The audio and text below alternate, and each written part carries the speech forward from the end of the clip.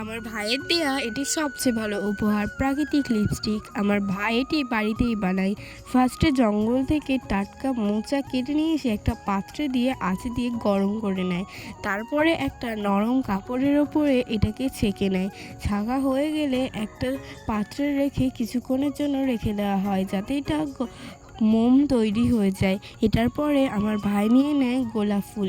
গোলাপ ফুলের পাপড়িগুলোকে একটা পাত্রে দিয়ে ভালো করে ধুয়ে নেয় জল দিয়ে। এটার পরে একটা অন্ধকার জায়গায় রেখে দেয় 2-3 জন্য এটাকে শুকানো হয়ে গেলে ওই পাতাগুলোকে ভালো করে গুঁড়ো করে নেয় এবং গুঁড়ো করা হয়ে গেলে একটা পাত্র নিয়ে নেয়। সেটার মধ্যে দিয়ে দেয় ওই গোলাপ ফুলের পাপড়িগুলো এবং আগে থেকে তৈরি করে রাখা মোম, আর দিয়ে দেয় কোকোনাট অয়েল। এগুলোকে ভালো করে মিক্সড করে আঁচে দিয়ে দিয়েছি এটাকে গলানোর জন্য। এটার পর লিপস্টিক বানানোর ছাঁচে এগুলোকে দিয়ে দেব এবং কিছু ঘন্টার জন্য আমি ওয়েট করার পর দেখতে পাচ্ছ তোমরা যে কত শক্ত এই লিপস্টিকটা তৈরি হয়েছে এবং কাঠের লিপস্টিকের টেক্সচারের মধ্যে ঢুকিয়ে দিলেই কিন্তু আমাদের প্রাকৃতিকভাবে লিপস্টিক তৈরি।